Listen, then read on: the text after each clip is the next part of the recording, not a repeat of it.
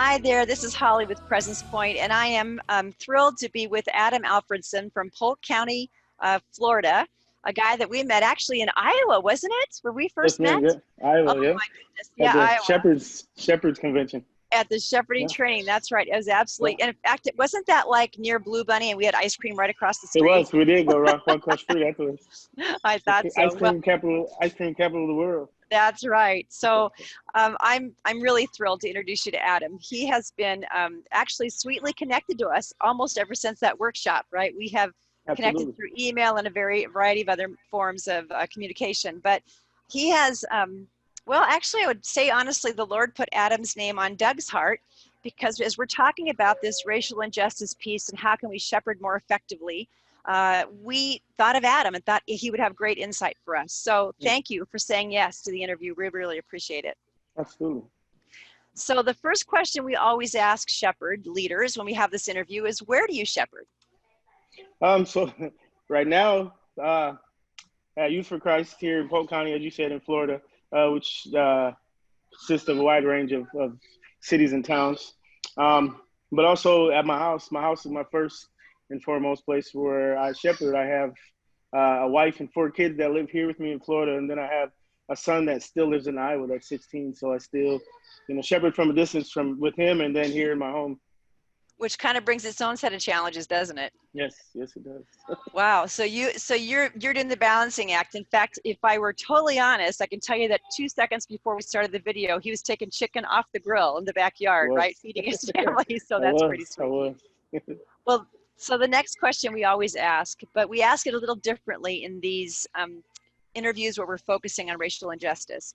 Tell us, how do you implement provision, protection, presence where you lead, but also tell us how white America can shepherd more effectively and understand better what we're seeing in the area of racial injustice. How can we speak into it? How can we stand up and shepherd well there? Mm. So, okay, so how I implement is, the dynamic of the kids that I actually minister and mentor here in Polk County are predominantly Black or Hispanic of race. So what I do is I teach them how to carry themselves, how to not just be cautious in the ways of others, but how important it is to love themselves and what that looks like. I also, one of the things I like to tell them is, even in our pain, which we all have pain, but God uses our pain to turn it into our purpose. So with that, just to be an example, even when it's hard, and some of them don't grasp that as well as others, but just like I said, be an example, first and foremost, of who you represent, which, a lot of them pride in their last name. So I say, look, your forefathers or your parents or your cousins or your uncles or your aunts or your siblings to come from behind you have to be recognized as that last name as well. So how you honor that name is how it's going to reflect and influence those that come after you, because even those who have come before you and may have tarnished that name in a way, you have an opportunity to break that chain. You have an opportunity to turn that around for good and use that for for your gain and for God's glory. And Amen. then and so to answer the second part, how did you word that? How could white America? Yeah, how can white America, how can we as shepherd leaders, and Hmm. I'm a white America shepherd leader, right? I have Hmm. this teeny weeny little bit of West African blood, according to my Hmm. ancestry DNA test, but generally I'm pretty white, right? So how can we as white American shepherds shepherd more effectively in this space of racial injustice? What is it we're not doing or we should be doing or could do to better understand or help or support in this time? Hmm. Um, I would say, as being white America, as you said, um, Mm. take the time to understand struggles, take the time to understand um, cultural differences, and not just understand them, but embrace them. Um, Actually, we moved down here to Florida because of my wife, who is a teacher. She got a job teaching here at one of the schools that I get to minister in, so it's kind of cool.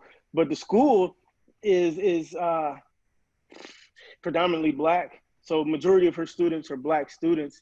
And the funny thing is, so the first week of school last year when we moved down here, um, excuse me, one of the students had told her, they said, "You're not like most people," and she was like, "Well, what do you mean?" And she's like, "Most white people." She's like, "Oh." And then she showed them our pictures and our kids. Obviously, we have mixed kids, and she's white. So, but her being intentional being intentional, deliberately going out of your way to care for that person, to pay attention to not just, the words that they say, but how they say it, their face, how they walk in the classroom, and just, the tone of their body, or even just not even necessarily a classroom, just in general, how you see somebody walking, how they carry themselves. I'm a person that likes to pay attention to details. So when people, I don't really so much pay attention to what people say, is but how they say it and how their body says it. I always say that, when I'm not the only one that says it, but it's said that the eyes are a window to your soul. So when you look at somebody's eyes, like when they smile, you can see the smile in their eyes. Or, when they're sad and they try to put on a smile, you can still see the hurt and the pain in their eyes. So I would say just be super intentional on how you do things. Also, be careful on some of the things that you say. Some people will say things and not even understand or really mean harm from that, but Yeah. it can be harmful depending on how that person on the receiving end takes it. Can So you give us just some examples of that? I'm sorry to interrupt you. I didn't mean to do that, no, but you're can you give fine. us You're some fine. You're examples fine. of what that looks like? Because Yep. if I don't know I'm saying those things, Right. I won't Right. even be able to change them. No, right. So my coworker is also a elderly white lady. Not elderly, she's older. Now, you're not But saying I'm elderly or older, are you? no, no, no, no, no. Not Just at all. teasing you. You're like 25, Totally right? teasing. But so she today we were talking, and because we're getting ready to start groups again, and looking at how this is going to happen, and introductions with kids, and things like that. And she says, well, one of the things that she's done in the past was have like a brown paper bag, put like $100 bill, some keys, some cotton balls, and some other things, and she'll dump them out onto the table and have each kid like, okay, well, what does this key represent? And what does this $100 bill represent to you? And I told her, I said, she didn't even think about it, and immediately it came to my head, and I'm like, I said, so your group is predominantly black kids, which it is. And I said, so you're dumping out cotton balls onto the table in front of these black kids in Florida, where, you drive around in some places in Florida, you still see plantations, signs, this is Smith Plantation, and things like that, where racism is very real and very alive down in the South still. So it's, and she never even thought about it. She was like, oh my gosh, what? And I'm like, yeah, like, I mean, not to say that all these kids would take it that way, but you never know if a kid would or wouldn't, because immediately my mind went there. Why? I don't know why. Maybe that was God using me to, kind of enlighten her. Like, look, maybe this isn't the best of ideas to be using, in Florida with these black kids, So that's just one example. But or even, just there was another friend who we had that we met at the church, and she's actually from North Carolina and grew up with the saying, "Are you out of your cotton picking mind?" And I was like, really? She's like, what? I said, you know how offensive that would be? Like, I don't take it offensively because I understand what you're trying to say. But what about it? What if you said that to, somebody who didn't understand, or, their great grandfather is a product of slavery, and have been sold, and they're, second, third generation only of being free. Like that's not a very smart thing to say. And, again, she was like, oh yeah, I probably shouldn't say that. Like, yeah, there's just certain sayings or different things that people say. But see, those are great examples of you don't even know what you don't even know, right? Right. What I don't know, Right. I can't change. And so those seem super simple, but the reality Mm-hmm. is I hadn't thought of the cotton ball. Cotton picking, I Mm-hmm. hadn't heard for a long time, so I Mm-hmm. probably wouldn't say it, but I hadn't even, that process hadn't even entered my mind. So that's education. See, that's, it goes back to listening and becoming more aware. I think what I'm hearing over and over again is the importance of listening and not denying an experience just because you didn't have it, right? Right, yes. And not saying, well, what's wrong with the cotton balls? What's the big deal? Rather than saying, wow, thanks for telling me that. Now I know more and I'm educated. Right. So what word of encouragement would you have? And that's always kind of our last question, but what word of encouragement would you have for other shepherd leaders that really do want to help in this space, that really do want to lead well and love well in this shepherding space, no matter what the race is?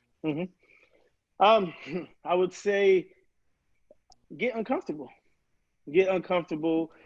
Prepare yourself for conversations that you wouldn't typically have with certain people when you're dealing with a dynamic of people, whether it's Black or white or, you know, Asian or Indian or whatever the case it may be. You know, like I said before, the cultures are different. So, you know, like say a Native American, you know, you're talking and you know, you say something about tobacco or whatever, and they're like, hold on a minute, my family takes pride in tobacco. That is, you know, that is a peacemaker, because I know a lot of Native Americans who, you know, in that peace pipe, they put in the tobacco and that's what they do when they bring in guests in their homes, is they share that peace pipe and pass it around. So just, you know, and most people be like, well, tobacco is like terrible for you. Well, it is, but in their culture, that's inviting, that's welcoming. So just, like I said, being careful, being cautious, understanding, but also open-mindedness to be willing to learn situations and different things that they do. You know, back in Iowa, we ministered to a lot of Micronesian people. People came up from Micronesia, and you know, I was just so intrigued about when they talked about their tribes, and I didn't know that there was different tribes. Like, they were all cousins, but they were all from different tribes, and the tribes are symbolized by color.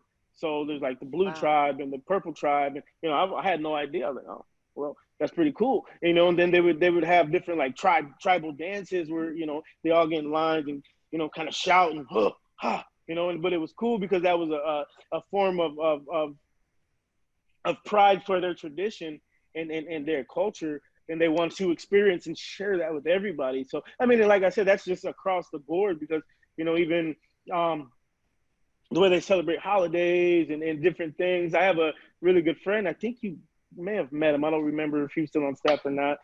Jason Jackson, who he went to China and adopted a son, and he also went, I don't remember which country, but in Africa, and adopted a son in Africa. And what he does with these two boys is, for their birthdays and their holidays and things like that, his family, you know, embraces that, and they celebrate that with that child, you know, whether they dress up in the clothing that they would have worn, or eat the food and prepare it the same way that they would have done it. But he embraces that, and I love that, because that's teaching that little boy that it's okay to be me. And I think that's the biggest problem that we face today, is that people are afraid to be themselves because everybody's going to judge them. You know, that's really, it goes back to, we used to be almost in pride saying I'm colorblind. Like if I say, I'm looking at Adam, I don't see a color, right? Adam's just my brother in Christ and a co-worker and co-laborer. But the reality is there's a culture behind that if we don't see that, somehow we can't appreciate it, right? Exactly. And I am learning, I mean, I can't tell you what a treasure it's been to do these interviews, because it's almost like this has given it's given us the opportunity to ask questions we wouldn't normally ask, right? And when you said uncomfortable conversations, I don't know if you've seen the video series by Emmanuel Acho, Uncomfortable Conversations with a Black Man. And he's former NFL player with the Philadelphia Eagles and I think the Cleveland Browns. But he's asking tough questions, or he's just answering tough questions, right? That people don't have a safe person to ask. And so we've been posting some of those so that we can open the conversation up, because if we don't have the conversation, we can't listen. If we can't listen, we can't make the effort. If we can't make the effort, we can't even begin to understand, right? So what you said has been really precious today and priceless.